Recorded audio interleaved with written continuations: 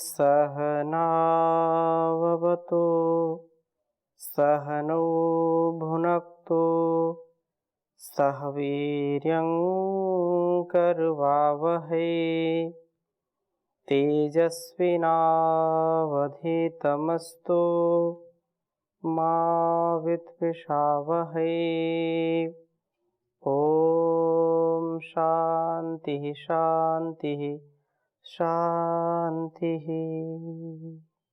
वैदिक जीवन पद्धति की इस कक्षा में आप सभी का हार्दिक स्वागत है, अभिनंदन है। वेदों का ज्ञान जो सबसे महान है संसार में, और हमको भी महान बनाने का कार्य इस कल्याणी वेदवाणी से ही हो सकता है। अतः हम अपने जीवन और इस जगत की भलाई के लिए अहर्निश पुरुषार्थ करते रहें। इस पुरुषार्थ से ही हमारे जीवन का परिष्कार होगा, उद्धार होगा। स्वस्थ मन, स्वस्थ तन और स्वस्थ वतन के साथ साथ स्वस्थ समाज और स्वस्थ संसार का जो पावन उद्देश्य है, इससे हम पूर्ण कर सकते हैं। हमारे जितने भी महापुरुष हुए हैं संसार में, उन्होंने अपने जीवन को संपूर्णता से स्वस्थ बना करके, आत्मस्थ होकर के, स्वस्थ होकर के, मन आदि इंद्रियों को नियंत्रण करके इस जगत का अतिशय कल्याण किया है। हम उनके वंशज हैं, उनके अंश हैं। हम भी ऐसा ही ज्ञान विज्ञान अपने जीवन में उतारें जिससे हमारा स्वयं का भी मन मस्तिष्क स्वस्थ रहे और दूसरों को भी हम ऐसी प्रेरणा कर सकें जिससे हमारा इस जीवन का पावन उद्देश्य पूर्ण हो सके। निरंतरता के साथ ऋग्वेद का स्वाध्याय कर रहे हैं और ऋग्वेद के स्वाध्याय में चतुर्थ मंडल के 37वें सूक्त तक हमने स्वाध्याय किया है। आज हम ऋग्वेद के चतुर्थ मंडल के 38वें सूक्त का स्वाध्याय करेंगे। तो सबसे पहला ही मंत्र बहुत सुंदर मंत्र है, जिसमें उत्तम इंद्रिय, अश्व बुद्धि व शत्रु विनाशक तेज की चर्चा की है। और यह निसंदेह हम सबके लिए बहुत बड़ा अवसर है, बहुत बड़ा यह संकल्प का, पुरुषार्थ का, परोपकार का, परमार्थ का कार्य है। और इसमें जिसने अपने आप को नियंत्रित कर लिया है, जिसने अपने आप को व्यवस्थित कर लिया है, वही इस शरीर में छिपे हुए शत्रुओं का और संसार में छिपे हुए शत्रुओं का संहार कर पाता है। वेद मंत्र में बहुत सुंदर बात कही है। ओम उतो हि वा दात्रा सन्ति पूर्वा या पूर्वभ्यस्तत् दस्युर्नितोषे क्षेत्रासां ददथुर्वासां घनम दस्युभ्यो अभिभूतिमुग्रम। कहा कि हे द्यावा पृथ्वी वाम, आपके दात्रा दान उत उ ही निश्चय से ही पूर्वा हमारा पालन व पूर्ण करने वाले हैं, जिनको वस्तुतः पूर्वभ्य अपना पालन व पूर्ण करने वाले मनुष्यों के लिए त्रदस्युः, जिनसे सब शत्रु भयभीत होते हैं, वे प्रभु नितोषे देते हैं। इन द्यावा पृथ्वी से संसार के सब लोकों से सब शत्रु भयभीत होते हैं, वे प्रभु नितोषे अर्थात वह ऐसा सामर्थ्य देते हैं, और उस सामर्थ्य से जो भी हमको पदार्थ प्राप्त होते हैं उन्हें वास्तव में द्यावा पृथ्वी द्वारा प्रभु ही हमको प्राप्त कराते हैं।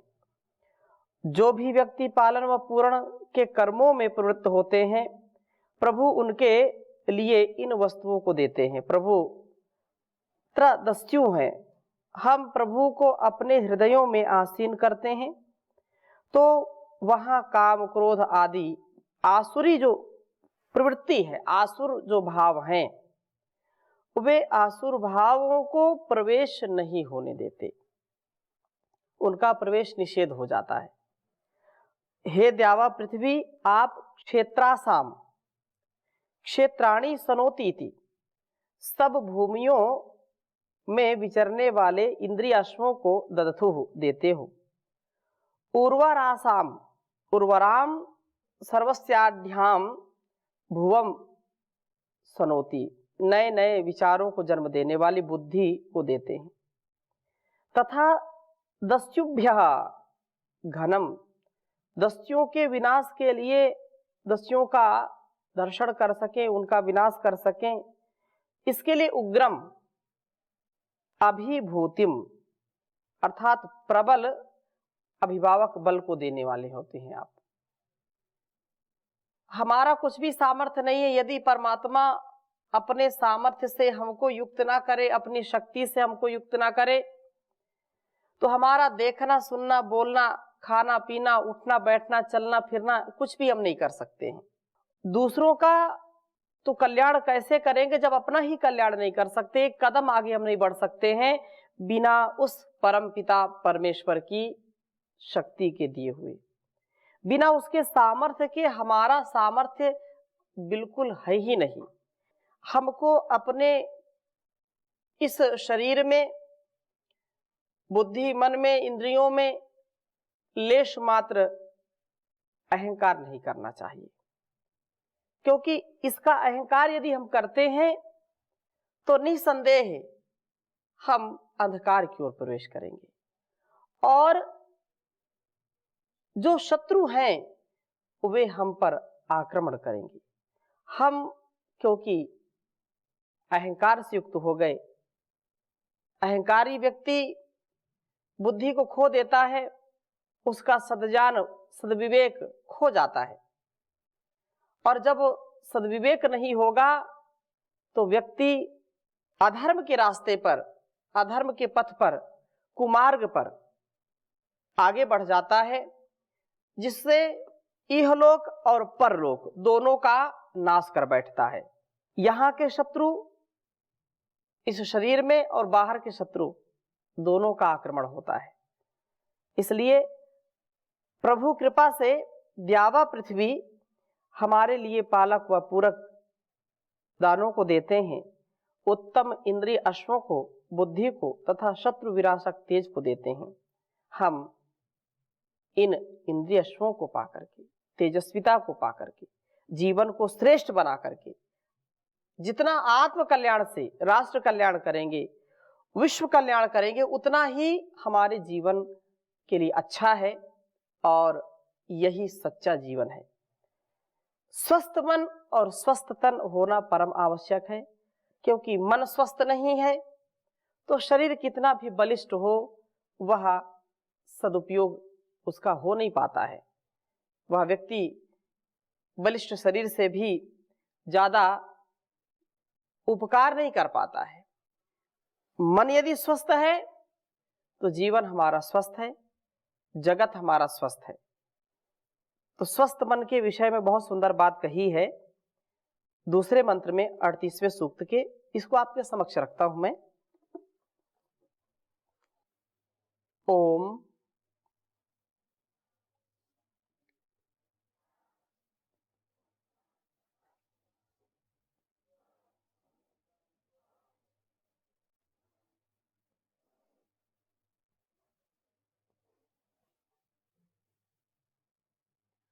उतवाजिनम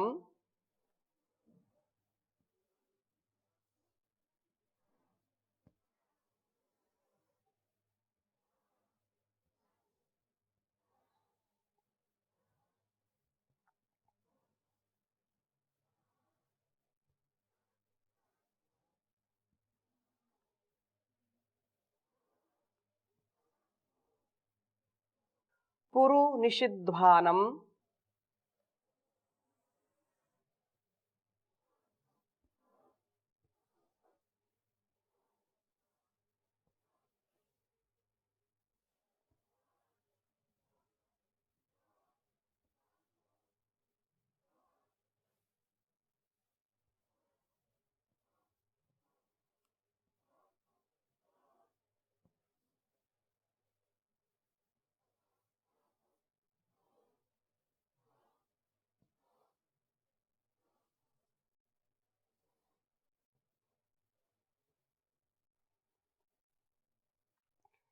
दधि क्रामु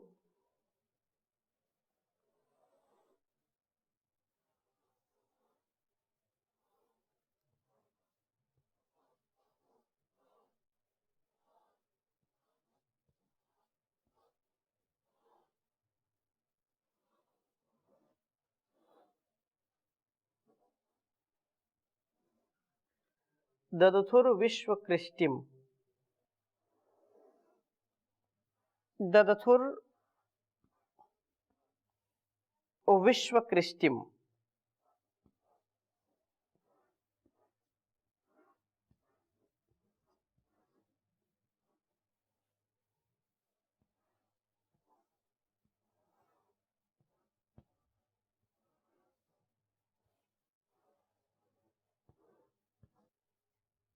ऋजिप्यम शेनम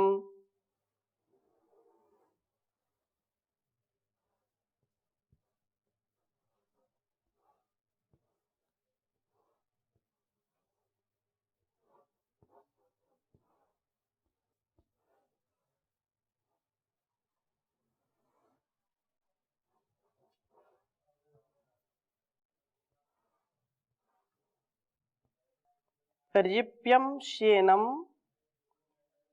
पुरुषितप्सु मांसु।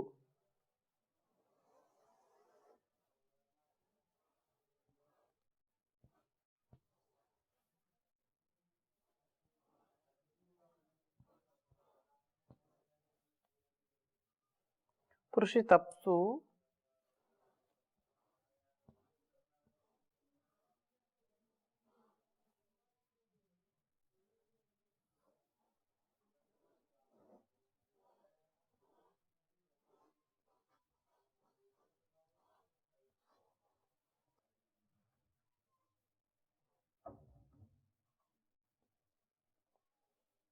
पुरुषितप्सु आशुम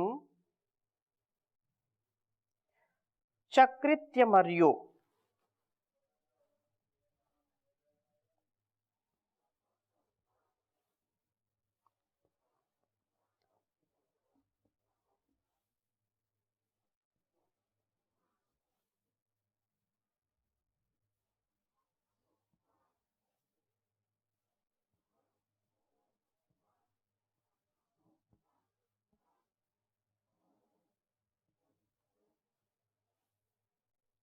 नृपतिम नशूरम।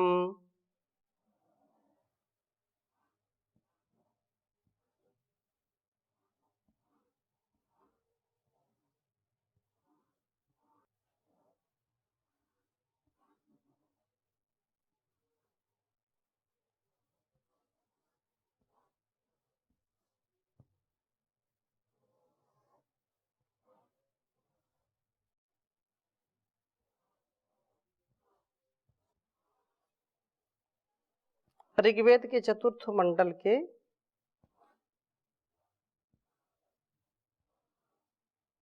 38वें सूक्त के यह दूसरा मंत्र, इसका स्वाध्याय कर रहे हैं। ओम उतवाजिनं पुरुषिध्वानं दध्रिकामो दधथुर्विश्वकृष्टिं ऋजिप्यं शेनं पृषितप्सु माशुं चक्रित्यमर्यो नृपतिं नशूरम्। ओम उतवाजिनं पुरुषिध्वानं दध्रिकामो दधथुर्विश्वकृष्टिं ऋजिप्यं शेनं पृषितप्सुमाशुं चक्रित्यमर्यो नृपतिं नशूरम। बहुत सुंदर भाव इस वेद मंत्र का है।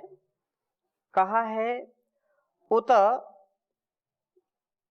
और उ निश्चय से, हे द्यावा पृथ्वी, आप हमारे लिए दधिक्रामा, उस मन को दस्यु अर्थात देते हो जो कि वाजिनम शक्तिशाली है, पुरु निषिद्धानम खूब ही वासनाओं का निषेध करने वाला है, विश्व कृष्टिम सब मनुष्यों के हित की भावना को अपने में धारण करने वाला है, ऋजिप्यम ऋजु मार्ग से गति करता हुआ, हमारा वर्धन करने वाला है।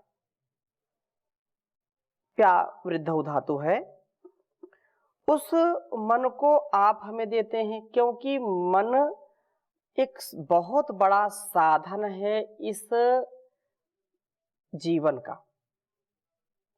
यदि मन ठीक नहीं है, मन ठीक कार्य नहीं करता है, मन स्वस्थ नहीं है, तो हमारा जीवन ठीक ठीक राह पर चलेगा नहीं।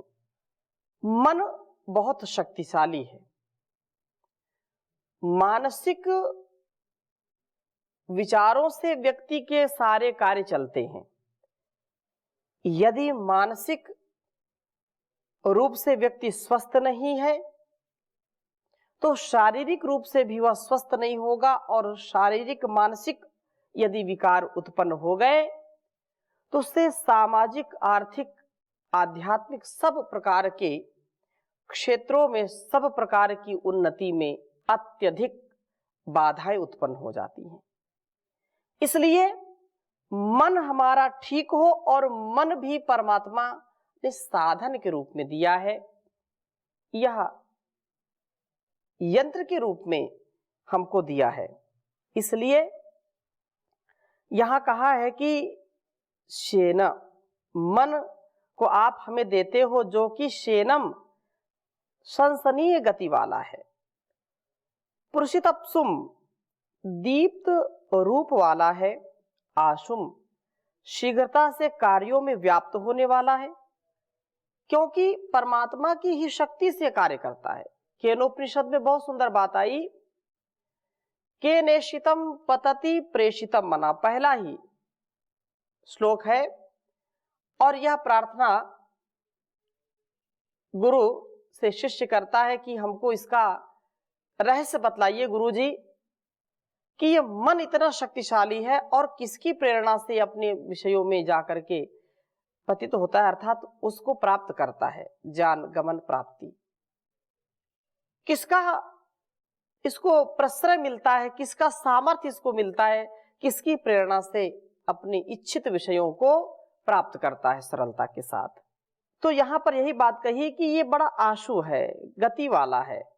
और उसी में फिर आगे कहा है कि यन मनसा न मनुते ये नाहुर मनोमतम तदेव ब्रह्मा तुम विद्धि नेदम यदिदम उपासते, कि मन में जो सामर्थ्य है वह तो सीमित है। मन में इतना सामर्थ्य नहीं है कि वह परमात्मा को जान सके।